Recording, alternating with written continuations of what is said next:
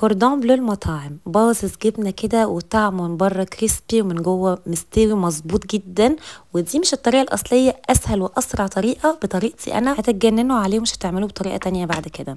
هنفتح صدور فراخ تكون سميكه بالشكل ده مش لحد الاخر، وهنملحها ونفلفلها ونزعترها هنعمل لها دراي راب كده بالشكل ده. وهنجيب بقى التركي وهنلف كده جواه الشيدر، الجبنه الشيدر، وهظبطه كده على قد الفراخ صدور الفراخ. بصوا بقى كل الاطباق اللي هي تجنن تتعاكس دي من حلاوتها، السيت اب كله من اسامه جوده. نرجع بقى للفراخ، حشيتها كويس قوي وهضغط واتك كويس جدا عشان مش هنحط ولا كردان ولا توث بيك ولا خله ولا الكلام ده. هندخلها الفريزر من نص ساعه لساعه الا ربع. طبق فيه دقيق وبقسماط، كل واحد هنملحه ونفلفله ونحط شويه توم باودر، بصل باودر، المقادير كلها مكتوبه تحت عندكم. بيضه عليها ملح وفلفل وشويه حليب ونضربهم. خلاص الفراخ طلعت من الفريزر وماسكه كويس قوي، ومش محتاجين بقى نحط زي ما قلت لكم ولا كردان ولا خله ولا الكلام ده. نحط بقى دقيق، بيض، بقسماط، ونتك كويس برضو وعلى الزيت غزير لحد لما تاخد لون ذهبي. بس نحطها في بايركس وعلى الفرن متسخن من الاول على درجه حراره 180، تاخد تلت ساعه تسويه. نرجع بقى نعاكس في اطباق اسامه جوده، مصنع مصري بايدي مصريه اللي بيحلي كل وصفاتي وخليها تتعاكس الاطباق الحلوه دي. العين بتاكل الاول. الكوردون بلو نرجع له بقى تاني، مش قادره اقول لكم دي احلى وابسط واسرع طريقه بطريقتي. اعملوا فولو ليا ولاسامه جوده وقولوا لي الوصفه دي من بلد ايه. يلا غششكم، بون ابيتي.